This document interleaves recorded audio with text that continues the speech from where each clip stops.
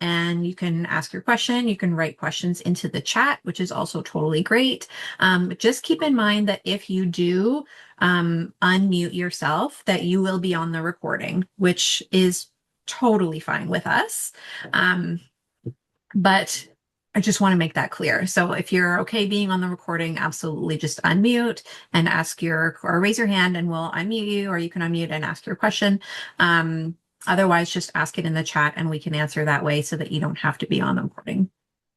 Okay, welcome. Welcome to the Health Sessions, honest midlife conversations to help you feel held, resourced, and rooted in yourself again. I'm Shauna Lane, nervous system and unconscious mind coach and founder of Held. And this is a free community where we explore the magic of midlife, ask honest questions, and get real, actionable guidance from experts on everything from thunder. Experts on everything from anxiety, sleep, hormones, grief, caring for aging parents, all of the things. So, and yes, we will probably laugh together, cry together, and cheer each other on as we do. And here we show up as we are, curious or tired, hopeful, skeptical, scared, or all of the above, and all of it is welcome here. So I'm so glad that you're here spending your valuable time with us today. And today's session is called Beyond the Hype, Gut Truths for Hormone Balance. And I'm so honored to welcome Natasha Cook to the conversation. I'll just do a quick little introduction. Natasha is a friend of mine, dear friend of mine, holistic nutritionist, functional nutritionist, mom, entrepreneur, and she helps women cut through the chatter on gut health and hormones so that they can get real results. And during today's chat, we'll chat about hormones, about gut health. We'll go deeper into the social media hype on perimenopausal symptoms and all the things. All the things. And I'm so blessed to have Natasha here today because we're also very dear friends. And how long have we been friends? We were trying to figure this out the other day. I don't know. I want to say probably around 5 years, around the same time as I've been practicing, I would say. Yeah. Yeah. Yes. Thank you so much for having me here and thanks for that introduction. It was so nice. But yeah, Yeah, we do have a funny story of how we met. we do. Yeah. You tell it. That You tell it. you want me to? Okay. So Shauna and I both went to the same school when we were studying nutrition. And part of the requirements for graduation is that we do a internship sort of thing. And we ended up applying to the same place. So we're doing our intros and we're all talking. And then Shauna says, yeah, I'm from Toronto. I'm like, oh, I'm from Toronto too. She's like, oh, yeah, what part? I'm like, the West End. She's like, me too. And then she says, your street. And I was like, me too. Yeah. We We, lived on the same street. we lived. And we're Yeah. doing this co-op that was based in Oakville. And we're like, we should just probably get together. Like, are you in the city? Yeah, we live like a block away from each other and have for a couple of years and didn't even realize. So that was Yeah. awesome. It was So meant to be. yeah, so crazy. And then from there, we just blossomed into a beautiful friendship. And I'm so grateful to know you. Yeah. Same, Yeah. same. So let's dive right in. Um, in nutrition school, where we both went, we were really taught that everything starts in the gut, right? We hear this a lot, like everything starts in the gut. And part of me would actually argue now that it's the nervous system, but the gut is so important. And I feel like it's kind of gone out of style. And we were just talking about this, about how like my algorithm on social media used to be all like gut health, like mind body connection kind of stuff. And it's totally shifted. And it's interesting how, depending on what we're looking at or what's in our little bubble of world can be so different. But I feel like gut health has kind of gone out of style and that we're always looking for the next like shiny magic pill. And every day I kind of see this new thing like, oh, have you tried this yet? Have you tried this yet? And gut health kind of gets pushed down to the wayside. But we can't forget about the gut, and especially in midlife. And so tell us why, especially during this point of time for women, that gut health is so important. For sure. Just on an aside, though, I think it's so funny that you're like, oh, yeah, it's kind of gone out of trend.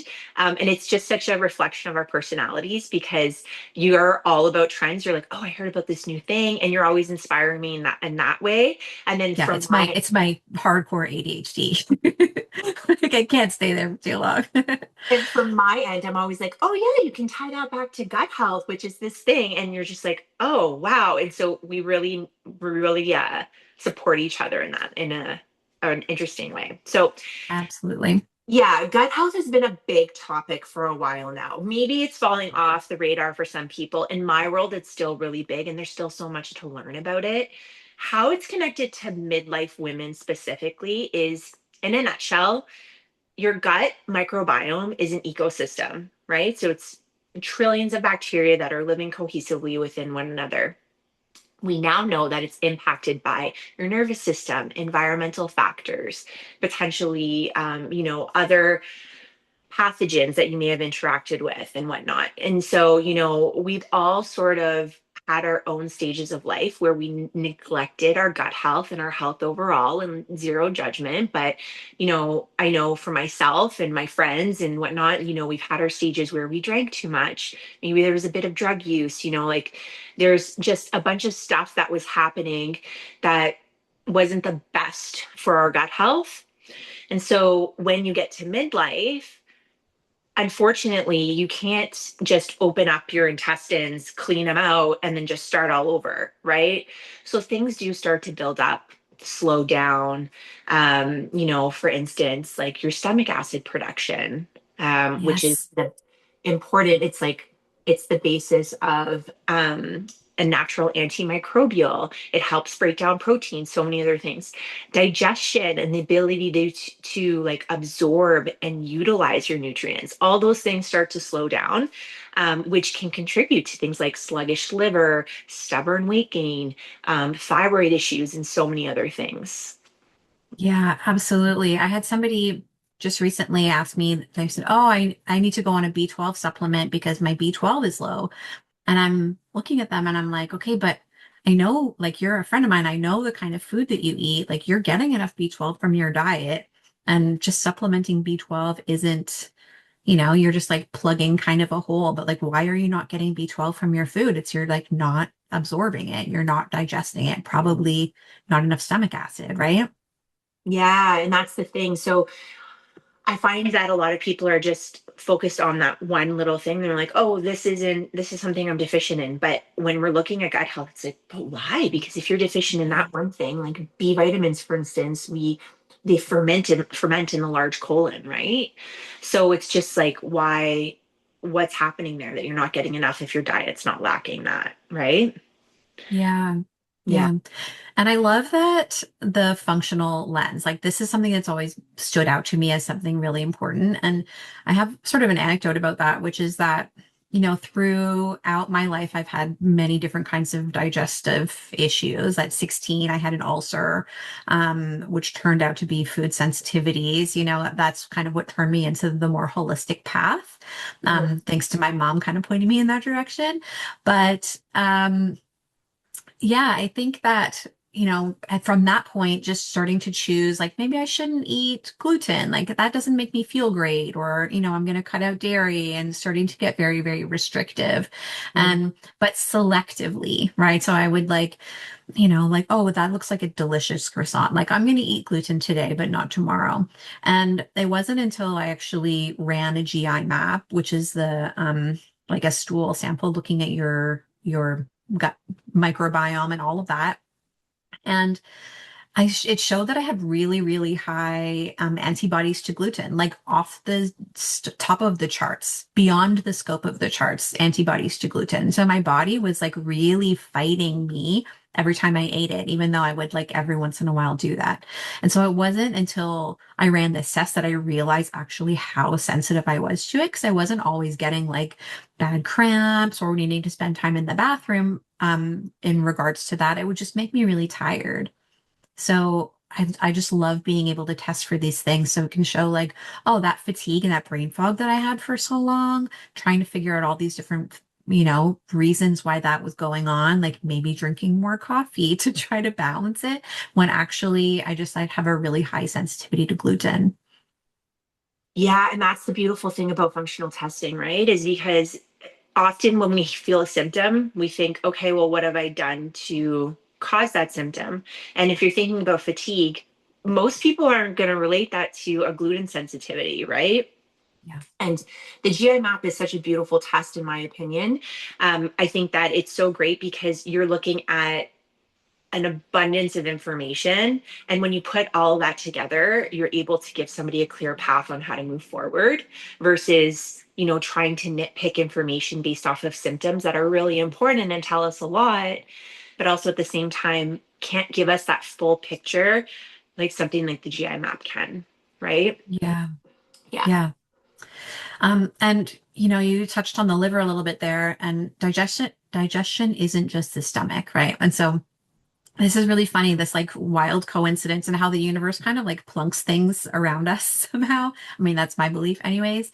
But I was just talking to a couple of my friends about how, and now in midlife, it's very difficult to have like a glass or two of wine the way that it was so easy to when we were younger and not have like a brutal headache or not be super hungover. And then I was out just a few days later and I overheard two women talking about how they can't drink like they used to, which is definitely the story for me and my friends. And I hardly drink anymore, but I can get hungover from like smelling a glass of red wine. Like I'll smell it and I'll start to get that like sickly kind of hungover feeling. And so lately I've been doing some more work on my liver and it's honestly making a huge difference. But not being hungover is like great, if you're going to have that occasional glass of wine or a margarita or whatever it is. But the liver actually has like more than 500 functions. So supporting the liver to prevent that hangover is actually really doing like so much more for our bodies. And can you break down some of that liver stuff for us? Yeah, for sure. So, to your point, the liver has over 500 functions in the body, right? And so, if you think about your gluten sensitivity, that, you were kind of like, oh, like you didn't really correlate the two. A lot of our symptoms can come from a sluggish liver, right? And so, there's three phases of liver detoxification. And I'm not going to spend too much time on this because it's kind of boring. But basically, it's also downpouring crazy over here right now with thunder. So, if you hear it in the I had to background, close the door because it was so loud. I it's can't hear it wild. on your end. Yeah. Okay, so there's three phases of liver detoxification. Basically, the first phase is the liver is going to act like a supervisor, and it's going to say, "Hey, nutrient, enzyme, whatever you may be. I see you. I'm going to put you to work in this area. Go do your thing." The second phase is where it's going to say, "Okay, nutrient, enzyme, hormone, toxin, whatever you are. In order for you to do your thing, I'm going to need to join you with another nutrient or enzyme or something like that." Often they'll be able to grab it and then it goes on and it processes and metabolizes and does its thing. Sometimes though, we're lacking those nutrients, we're lacking those enzymes, and so the liver's not able to metabolize it and send that whatever it is on its way. So what it will do is it'll actually trap it in a fat cell and say, when we have time, I'm going to come back and deal with you when I have the cofactor of whatever I need in order to metabolize you. Now, Mhm. even if you think about yourself, like who has time to go back to look at the emails that they were like, oh, I'm going to put that aside or I'm going to do whatever. It's very hard, Well, right? it's the screenshots. The It's like that. screenshots, Yeah. whatever it Yeah. is, you know, Yeah. you're always there's something that's building up that you never get a chance to go get back to, right? And so that's where that stubborn weight and those feelings of lethargy, just like the stuff where you're like, oh, there's something that's just kind of like bothering me and I don't really know what it is, and it can be contributing to that sluggish liver. And then the third phase is our detox pathways. So you want to think about bowel movements, sweating, moving your lymphatic system, all those things. If we're not doing those things, then basically all of those toxins, hormones, and things that are meant to be pushed aside for elimination and metabolization, they get stuck and then they get reabsorbed back into the body. And so that's contributing to a slew of other things as well. So basically, that's those three phases of liver detoxification. And if we're not supporting our liver, that can sometimes translate into headaches, really bad hangovers, skin issues, that belly fat, um, symptoms that you wouldn't necessarily correlate with that. That's Yeah. kind of in a nutshell what that's about. Yeah. Yeah. And it's so common, I just like it's so wild that the conversation came up twice in like less than a week that I just wanted to like, jump into the conversation of these women next to me and be like, oh, by the way, I think your phase two liver detoxification is slow. Like support your liver. But What's so funny too is when we started all of our schooling and whatever it may be, when I started working on like detoxing and doing all these holistic things, my tolerance to alcohol went up so high. And I wasn't Mhm. really drinking. And then all of a sudden I would go out for drinks and I'm like, woo, I am a cheap date. And I was like, this is kind of a benefit, I think, to doing all this stuff, but I never really thought about it. Um, but yeah, now I'm just like, oh wow, I see it manifests in people in different ways, right? Yeah, yeah, for sure. Um, and it's interesting to think about, I think about energetics and you think about the liver and in like TCM and stuff, they link the liver to anger. And there's a lot of stuff about even our gut health and mood and connecting all of that. This is one of the biggest things that I took out of nutrition school, to be honest, is really the fact that all of our systems are so inexplicably connected, right? The gut health is so linked to mood in such a direct way through the gut brain axis, through inflammation. If we're inflamed because of gut stuff, that's definitely going to affect our mood, our microbiome. There are Yeah. studies now that show that just like very specific strains of probiotics can significantly reduce depressive and anxiety symptoms in women, especially through specific life stages. And, when we look at declining estrogen, which is happening through mid stages of life, that really impacts our microbiome. And so often women are just walking into the doctor's office and getting prescribed SSRIs, right? Because, this is effectively changing their mood because of all of these, biochemical factors. Yeah. And then the mind body model, which is really like understanding the physiology and the biochemistry before, this is how I learned about it before learning about the nervous system and the energetics and the unconscious. I really wanted to understand that stuff first because there's no separation. It all works together. And if your mood is really awful and your body is super inflamed and you have a really poor diet, like these things really correlate. Or if you're working on your gut, like trying to do all of this stuff to improve your physical health, meanwhile you're super stressed, or you're living with toxic shame, or you don't have any boundaries in your life. This is how we get into like the IBS story. And, it's so connected. A lot of the like major treatments now for IBS are cognitive behavioral therapy just because of how much our, our thoughts and our patterns in life are affecting our gut. Yeah. So, and that's not even kind of getting into beliefs, right? Like, this is why I got into nervous system work in the first place, which is if you believe that you only deserve love when you're sick, because that was the pattern of what you had when you were growing up, then your nervous system can effectively bring that on for you to create the environment that it needs to get what it wants. It's bananas. Wow. Yeah, and I think that that can translate into a lot of different things too. And it even just, I really, what you said about if your nervous system believes that being sick translates to being loved, like those two things need to coexist together, right? Yeah. That's going to really cause some problems. And I even feel like people are like that even with rest, where they're like, I Yeah. don't deserve rest or I shouldn't rest until I'm unwell, right? Mhm. So yeah, there's a lot of stuff to unpack there. And I think um, if we think about, to your point, you can't, there's no disconnect between gut health, nervous system, and our energy and all of that. Mhm. There's actually a really good study, and I can't remember the name of it now, and which is terrible. But anyhow, what ended up happening was there was a scientist who was studying water. Do you remember this? Mhm. So they Yeah. basically had, I think it was three different containers of water, and one they spoke really positively to, another one it was neutral, and the third one they were speaking negatively to, and it changed the structure of the water. Yeah. And at the end of the day, we're all energy and matter. Yeah.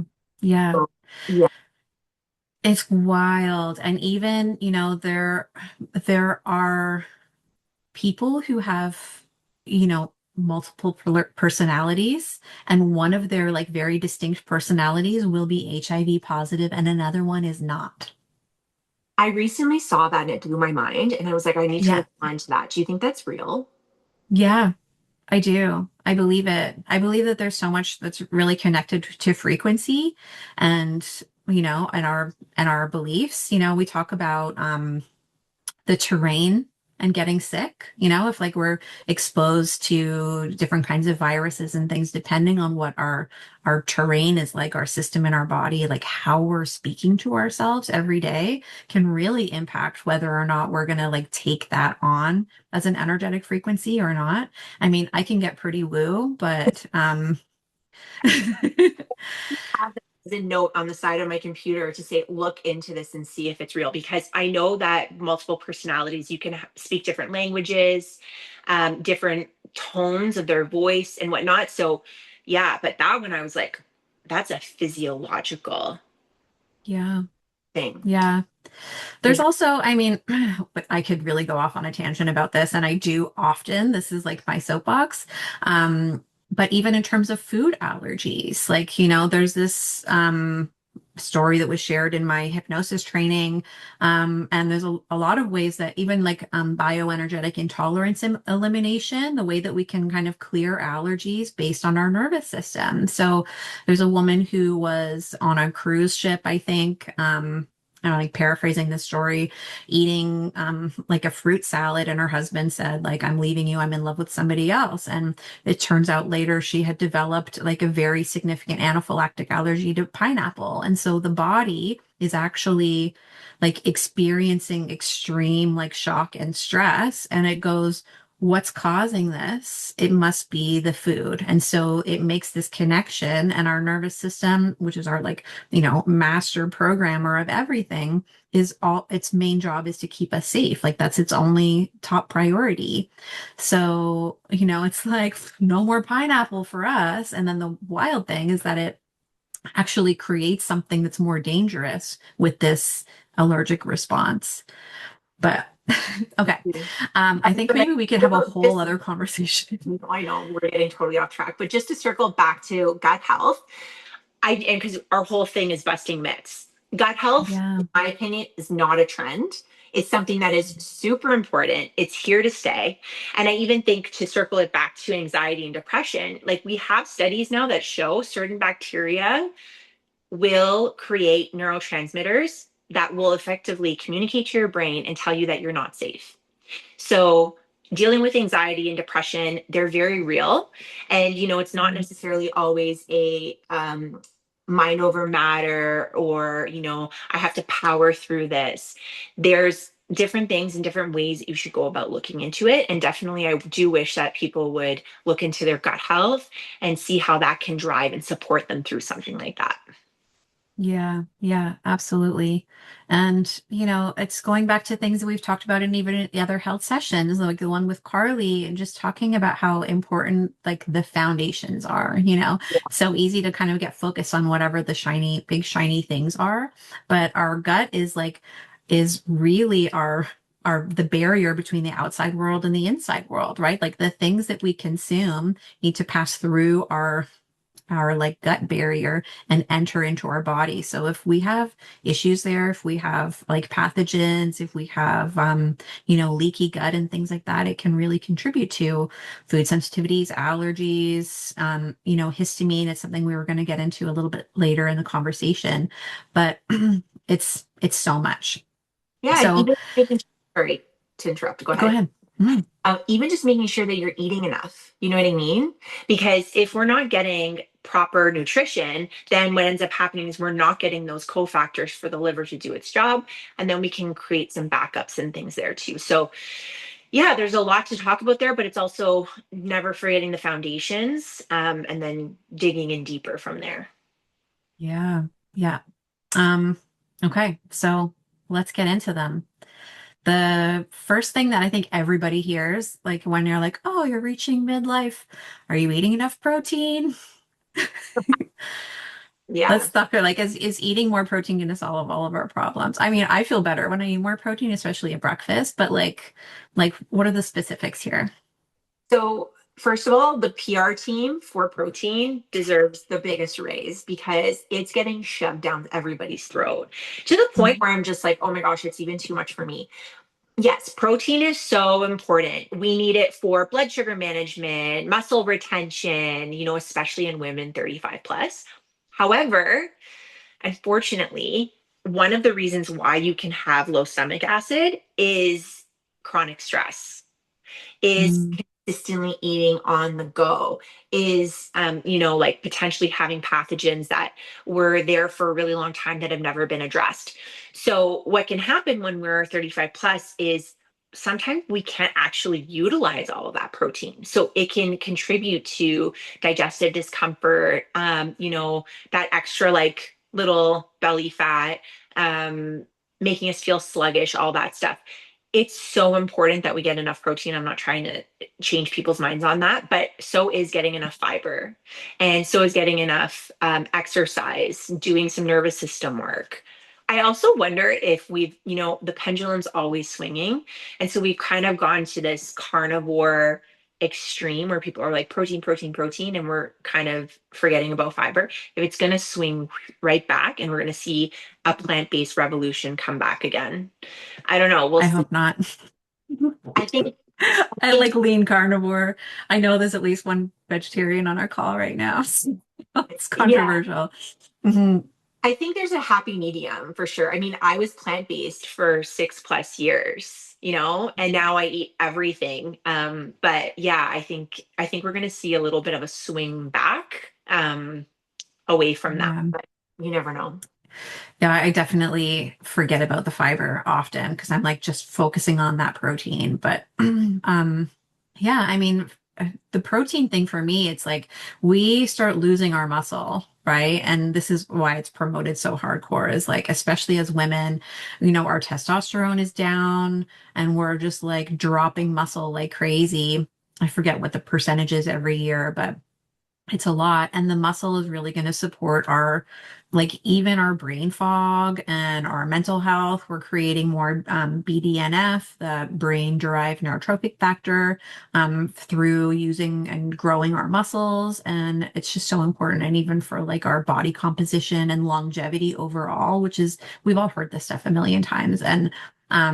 But I think people are like in the gym working out and they're like, oh, I can't, like, we just can't move the needle Mm, because they're not having the foundation of that protein, but also they're probably not absorbing it, right? If the stomach acid is down too and you're not absorbing it and you're like to your point, like really stressed and not sitting down to eat a meal, you're not actually absorbing any of the protein there too. So not to yeah, make all of this like so much harder.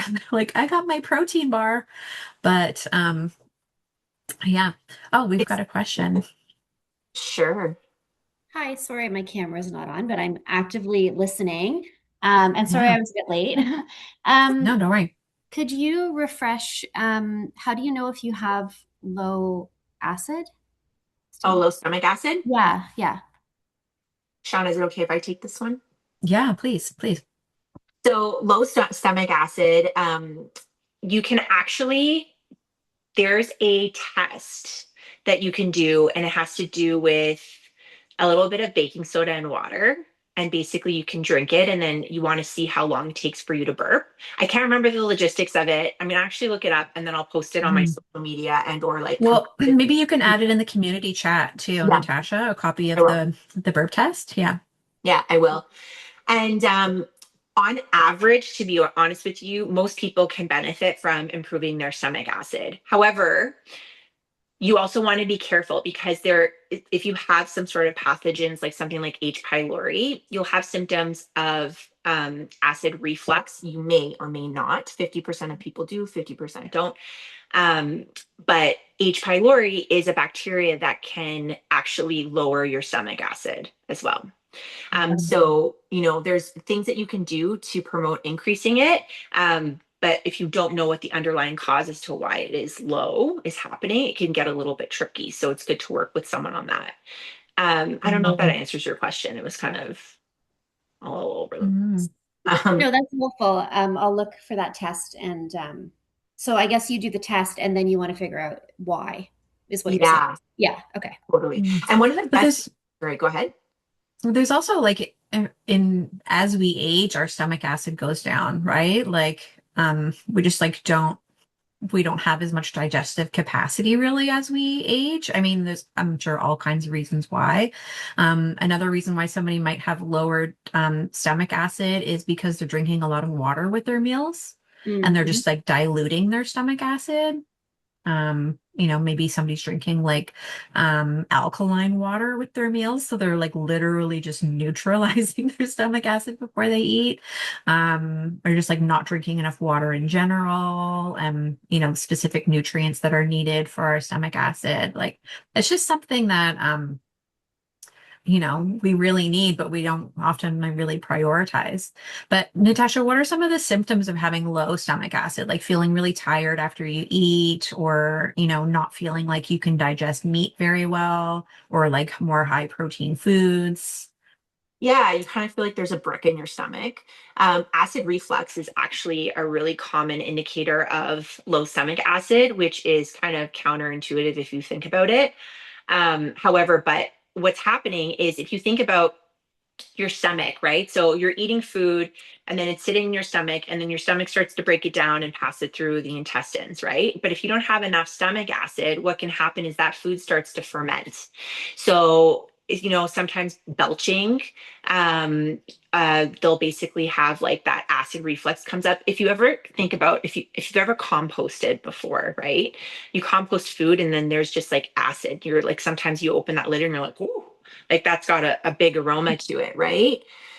That's kind of what's happening in the stomach when we don't have enough stomach acid, right? And Yeah. another reason what can be driving low stomach acid is chronic stress. And Mhm. unfortunately, when we're dealing with specifically women that are 35 plus, we've been dealing with chronic stress for so long, and we've just been adapting, adapting, adapting. And when we get to this age, our bodies are kind of like, all right, enough. And so that's where it's just like things that never used to brew before are now happening. And you're like, what is going on? But that's a big one too. Yeah. Yeah, totally. Thank you. Does that answer your question, Lisa? Yeah, that's helpful. It's Okay, cool. interesting that it seems like a lot of things that are now just being labeled as like perimenopause symptoms kind of generally could have like gut health. I think you've already said this, but just they could Mhm. actually have other causes other than just straight up like hormone, like you need to take HRT or whatever, and it's just like a hormone imbalance due to perimenopause. Interesting. Yeah, absolutely. And even in like digesting our hormones, right, Natasha? Like the way that estrogen, the way that we recycle estrogen happens through our gut. And Gina, I see your hand is up and we'll answer your question in just a moment. But um Natasha, like this is something that I really learned from you, and we were just going to get into this actually about the estrobolome, and the way that we regulate estrogen in the body has to do with our gut as well. And if we're not addressing the gut part, then we might be just like adding in more estrogen in a way that's maybe not necessary, or more than we need, or the other way around. Yeah. Yeah. Do we want to go to Gina first and then we can talk about the estrobolome? Sure. Okay, let's do it. Yeah, just sort of to build on that about the stomach acid, I tend to take digestive enzymes with my meals. And I was just wondering if it can be helpful, but whether that's now prompting my body to make less since I'm outsourcing that task, so to speak. That's a great question. To be honest with you, from my research and my understanding, digestive enzymes, you can't build a tolerance to them. Okay. So yeah, it's something that it's sort of just like your body will always try to secrete the enzymes as much as possible, but adding in a digestive enzyme isn't going to be harmful in any way. But it's a really good question to ask. Mhm. And then there are some digestive enzymes that have HCl in them as well, right? It's like a combo. So the digestive enzymes kind of work a little bit lower in the system, and then the stomach acid part works in the stomach part. Am I remembering all that stuff right, Natasha?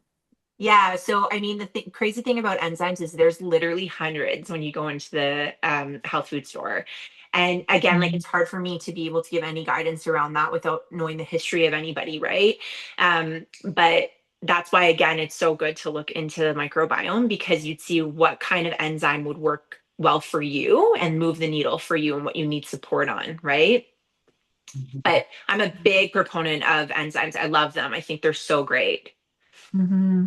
Yeah, and even Natasha has always recommended this switchel. It's like doing like digestive like bitters before you eat, or ginger or things like that are going to stimulate your digestion. And so often we just like we're like, oh, I need to eat something. And either you've like ordered it or you're pulling something out of the fridge. This is me. I'll like pull out leftovers and eat the thing right away. But as we're preparing food, we start to kind of like salivate. Like it starts to turn on our digestive system, which should be started before we even put our food to our mouth. But because the process can be so quick now, it's like our body is it's kind of like sex, it's like it's happening, it's in there before you're even ready for it. Um, I went there and but we really need to like build the juices first, right? Yeah. It's true. It's true. And I think to your point, you really hit the nail on the head when you said convenience, right? Our convenience lifestyle of just going to the drive-through and being like, oh, I'm getting that hunger feeling, which is Mhm. also an indication that your stomach acid is building, right? Mhm. Or like pulling a granola bar out of your bag, like you haven't even, yeah. Yeah, it's just something that is just like, oh, I've ordered food and it's going to be here in however many minutes. And sometimes you can smell it and you kind of get like, oh yeah, I'm really, really hungry, and that's helping that. But a lot of times we do miss that. So being really intentional with your meals and just really just having a moment of gratitude and just being like, okay, I'm really going to get into this and it's going to be so good, and enjoying it Mhm. actually really helps with digestion too. Yeah. Which connects to what I love to talk about, which is interoception, and how like so often we're not even in tune with what our body wants, right? And that's kind of like the basis of the somatic work that I do. It's like just slow down and listen first. Like, what does your body need right now? Like, do you have to go to the bathroom? Like, are you sitting in a comfortable position? Are your feet cold? Like, we can push through so many things as women, we're like, okay, I'm just gonna finish this two more things and then I'm gonna go take care of my hunger or whatever. And it ends up being kind of on a checklist rather than actually tuning in and being like, what do I actually need right now? Which gets into the whole like intuitive eating and all of that stuff. But we're so separate from our bodies. Um, and it's really quite sad. But realizing that how when we slow down, when we go into that like parasympathetic, that dominant, that like rest and digest state, you're literally able to digest in this state. And when you're stressed, your system is functioning like other parts of your system are functioning. Your digestive system is like on pause. And then we're still kind of shoving food in there and trying to do all the things.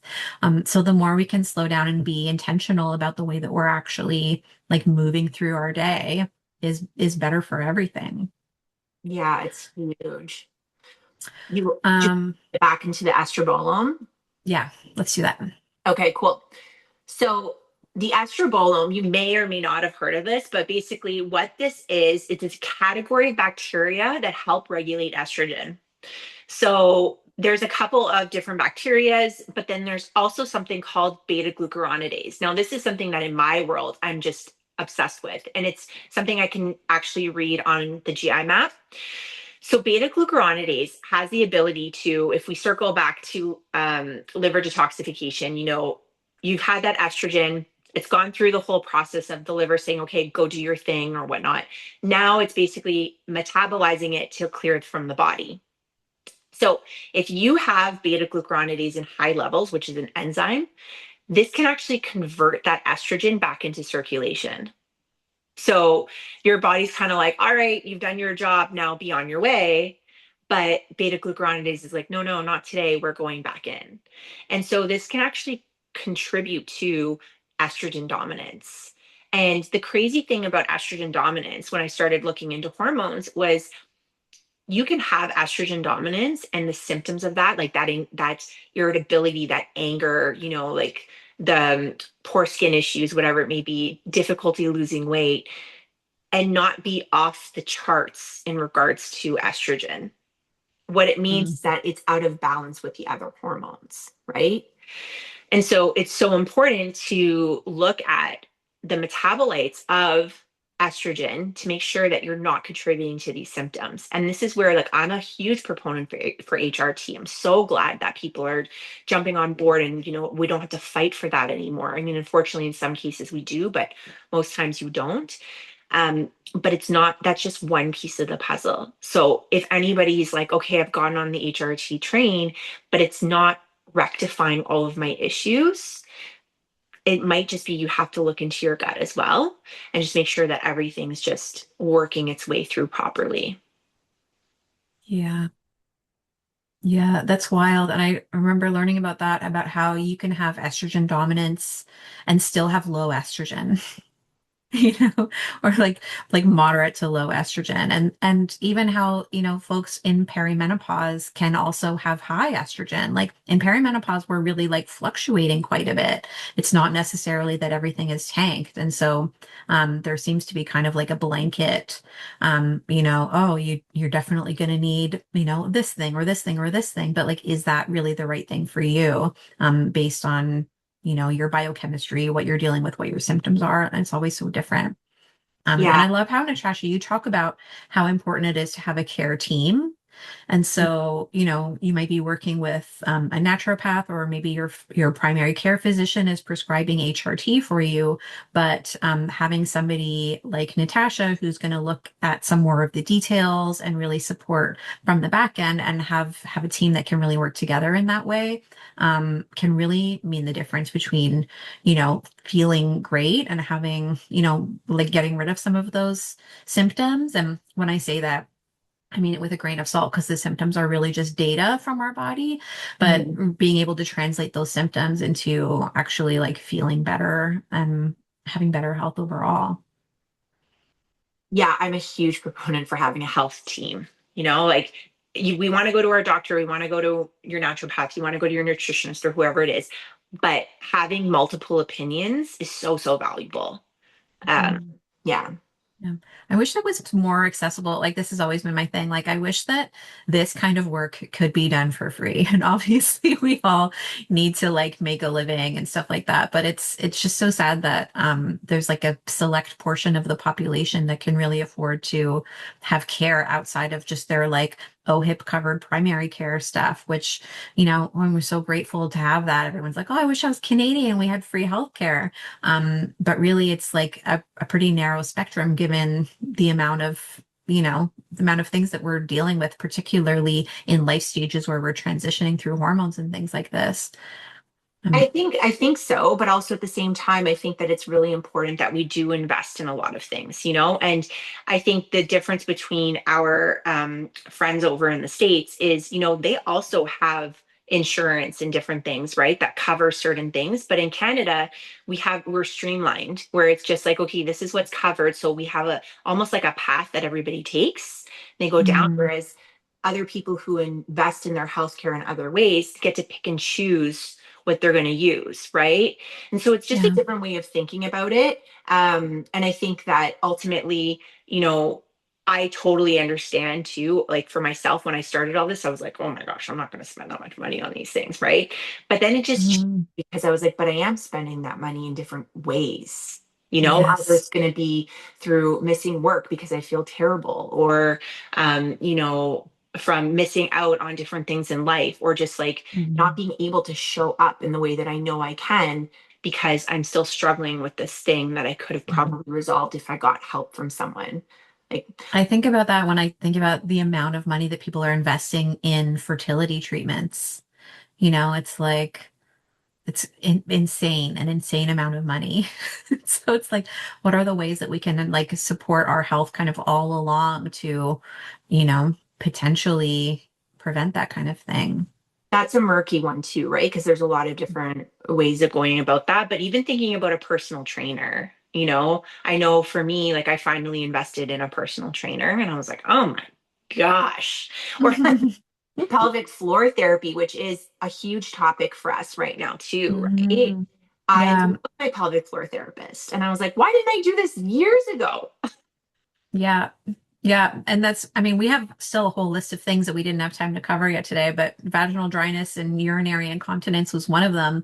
And was one of the things that, especially if you're a mom in midlife, the things that we're dealing with. And I got a vibration plate. Like I'm kind of like a hack person. This is my ADHD brain that's like, I need to buy this gadget and that's going to help me. And often they do. And I love my gadgets, but I bought a vibration plate and my bone density is low from chemo and I went into menopause before I was 40 because of chemo. And the vibration plate is really great for bone density, and lymphatic drainage. I had lymphatic cancer.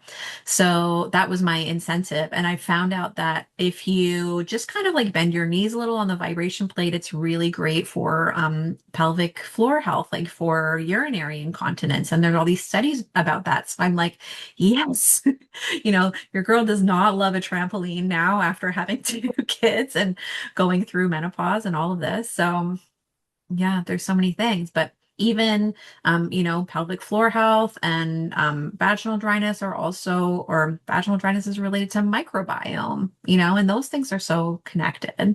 Especially UTIs and things like that, that can be really impacted by the microbiome. But yeah, pelvic floor, I can't speak higher. Pelvic floor therapy, I can't speak higher about it. I think it's amazing. Um, yeah, and the other topic that I really wanted to get into is, but okay, to kind of circle back to that, but yes, you can have issues with the microbiome that can contribute to urinary symptoms. And again, like this is why I'm like, you need to have a whole team of people because if you've had issues with your, especially UTIs or yeast infections or things like that, your whole life, and then it's becoming worse around that time, then it might be a combination of needing HRT, working on the pelvic floor, but the microbiome is still driving that as well, right? So you kind of have to ask yourself and see what's going to move the needle for you. And that's why I think, when we're talking back to circle back to trends in general, I think it's so great because we're living in this time where there's so much information on social media, and that's awesome. But the reality is all those things can be true, but are they true for you? Yeah. And that's where it's really important that you're always kind of looking at what's my benchmark, and working with a professional and being like, okay, even if with your doctor and your labs, like, is this something that could work for me and is important for me? Um, is really, really important. I kind of went off there, but Yeah. we're No, you're bang on. And we were going to talk about histamine. Did you want to add in like a little note before we wrap about histamine? yes. So histamine is huge right now. And I think, it's been linked to PMDD, which is something that I actually have. And anybody who knows if they've had PMDD, it's sort of, I mean, I don't really have anything else to compare it to because I've sort of always had it, but it's like PMS on steroids, right? Like when I was younger, I wanted to blow my life up every single month. So now to learn that it's connected to histamine, I was like, oh, wow, that's so interesting. So, people will tell you that there's a connection to gut health and histamine, and other people will say there's no connection at all, right? But again, it's sort of for me when I talk to people about histamine and the gut connection, I'm always going to circle back to the liver, right? So, are we getting enough nutrients? Are we eating enough? People who deal with histamine can have sometimes symptoms of like congestion, skin issues. I didn't have any of that. All I had was the PMDD, right? And so now people are just like, oh, there's a connection to all of this. And when you're Yeah. talking about, um, the sluggish liver, like that's going to go back to your diet and making sure that you're getting enough nutrients. And there's also a connection with your liver and anger, irritability, all these different things from an energetic standpoint. So it sort of all does kind of connect. Um, and yeah, so I'm really diving into histamine right now. I think it's so Yeah. fascinating. And I mean, the thing that always really fascinates me about histamine, I know about the way that we process histamine, like our body is making it, but are we able to eliminate it through our like DAO enzymes, right? Or DAO enzymes. And we can be recycling that just the same way that we are with estrogen, but how it's also part of our drought system, right? So when we're actually just dehydrated, not drinking enough water, histamine can come on from that too. Like there's so many different areas and systems in our body that might be contributing to that. That's just, that bucket analogy that it's like, oh, it's here. And just being a bit dehydrated is just the thing that pushes it over the edge. Or, these hormone fluctuations are the thing that just pushes something over the edge that was already sort of building underneath that. So the hormone part is maybe just the part that tips it over. But addressing sort of what's been going on all this time is going to be the part that really makes the biggest difference. Totally. Lisa, you have a question earlier about a stomach bug. Do you want to ask Natasha that? Do you want to go over it? Is there time, or would you rather that I just put it in the chat, like the group chat thing? We have a I'm okay couple. too, if it's okay with Natasha to go over by just a couple of minutes. Um, Yeah. okay. Well, yeah, I just thought, given the topic, so I just got back from a holiday, and a couple of days ago on my trip, I picked up some kind of nasty stomach bug. So I was like vomiting, diarrhea, and stuff like that. And so I'm just kind of recovering from that, and just wondering if you have any specific suggestions to like heal or get back to normal. Other than like, I'm obviously taking my probiotics again and stuff, but anything else that you would recommend? I know you don't know much about me specifically, so maybe you can't, but I just thought I'd throw it out there as. I think when it comes to stuff like that, yeah, to your point, I can't give any specific recommendations only because, Mhm. we're all so unique, but just Mhm. having grace with yourself and starting slow, Mhm. so just building up from like liquids to then solids to like starches and just sort of building your way up to protein and being gentle with yourself in smaller meals a little more frequently and then just slowly working into that. And also just a friendly reminder on that too. Your body is really resilient. So if you're starting to feel better, then your body's naturally getting rid of whatever was happening, right? I know people who are like, I had a stomach bug 3 months ago and it's probably still lingering. And I'm like, well, are you experiencing any symptoms? And they're like, no. And I'm like, okay, then your body did its thing and you're good. Don't let it fester and make you feel like it's a problem if it's not, if that makes sense.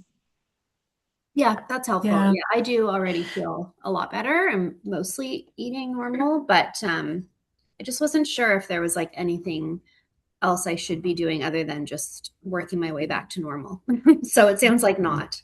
There isn't. Well, it really depends on your symptoms. If you're noticing a difference in your bowel movements, if Mhm. you're experiencing any nausea, anything that's like kind of like long term, Mhm. definitely look into it. Okay. But if you're just like really back to your normal self after about a week or two, then your body's probably just cleared it. Okay. Yeah, if it's like a little while after, that might be a great time to run a GI map to look at like, what's happening with, there's like pathogens and things like that, which are likely not an issue, but if it's lingering for a long time, it might be a good opportunity to look into something like that. Yeah. Yeah. Yeah, I always do. I also do complimentary calls with my clients too, like for 15 minutes where we can chat about that. And sometimes I would say we could do a GI map. Sometimes I'm going to be like, maybe talk to your doctor first and see what we can do that's covered, through OHIP if you're located in Ontario. Mm. But yeah, sometimes running a GI, especially if you've had long-term symptoms, or just even just feeling a little bit off, is a game changer.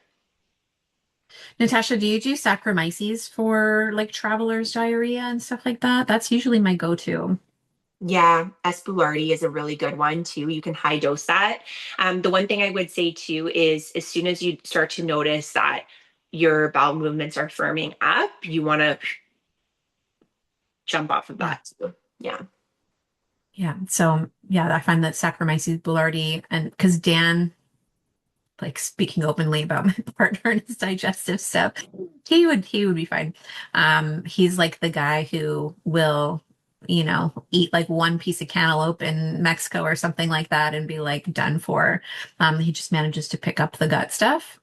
So I always bring Saccharomyces boulardii for him, and he's finding that it's actually been really helpful with avoiding getting stuff like that too when we're away. Yeah, again, So like it depends on the person. Like Espoulardi for me, because I err on the side of like constipation, is not. I'm like, I mean, like, oh my gosh, I haven't gone to the I'm like one of those travelers, and I'm like, I haven't gone to the bathroom in days, and I need to get this out. So it really depends on the person, right? But yeah, that's a good one for travelers area for sure. I was actually really like I cannot think of the last time I've gotten something like this while traveling or even at home. So I was like kind of like really caught off guard, and I was wondering like why all of a sudden I picked this up. And I haven't been very good about taking probiotics over the last few months, and I was wondering if that could have been part of why I didn't kind of have the resilience to fight off whatever I encountered. Like, I know you don't know the answer to that, but could that Maybe, have been? maybe, but it's Yeah. also sometimes just really bad luck. You know, Yeah. Yeah. Yeah. like I went to Mexico with my family recently, and there was a resort that was right next door to us, and everybody was getting sick. And then there was a couple of people at our resort that were sick too, but we were lucky. We were on the other end of that, and we were okay. Mhm. But yeah, you just it's so hard to dictate that. I always try to say like just try not just have grace with yourself, and Yeah. Yeah. yeah, you don't want to have to think about like, oh, if I would have done this, maybe I wouldn't have. It's just like we're here now, just get better. And yeah, Totally. Yeah. yeah, Thank you. That's a yeah. good reminder. no worries. And life stuff and stress and all of the things that all it can all contribute to our like immune system or our resilience too. So And it's also just like traveling in general, like you get exposed to so many things on the plane, and it's sort of like your immune system's like fighting off everything that it can. And then sometimes something just gets through and takes you out. yeah. Well, thank you for asking such great questions, you guys. And Natasha, is there anything else that you want to add? Like, what's the best way for people to find you, to connect with you? Maybe just mention quickly about your program that you're running. Yeah, first and foremost, thanks so much for everybody for being here and your questions and watching the replay. It's something I'm super passionate about. You can find me on Instagram at natashacook.co. And I do run at the moment a small program. I work with about 5 women on a 3-month basis. So yeah, it's a really small container. We have some group coaching and individual coaching and a lot of one-on-one access in between. So if anyone's ever interested in that, you can just pop over there and shoot me a DM, and I'm happy to chat with you about that. And yeah, I love this community. Thanks for putting it together, Shauna. It's really special, super important. Thanks for And being here. yeah, and yeah, if anyone has any questions, never hesitate to reach out. Thank you. And thank you all so much for being here today. I really appreciate you showing up and being part of the conversation. I know our time is so valuable. After the session, come and hang out in the community chat in Circle and introduce yourselves, share what's coming up for you, ask questions, or even suggest topics that you'd like to see in future workshops. The space is meant to be ongoing and supportive and not just kind of a one-time thing. And Natasha will be in the community. She can answer your questions there, like she said, and keep the conversation flowing. You can also find her on Instagram. And a little preview of what's happening next month. We're going to be joined by Brooke Davis, who you might know from Instagram. Her Instagram handle is Marriage in Perimenopause, and she's going to be talking about that exactly. And the topic is going to be called Meeting Change Together. So I'm really excited for that one too. And thanks for being part of the Health Sessions. I'm really glad you're here, and we'll see you all in the chat. Bye, everyone. Thank you. Hi, thank you.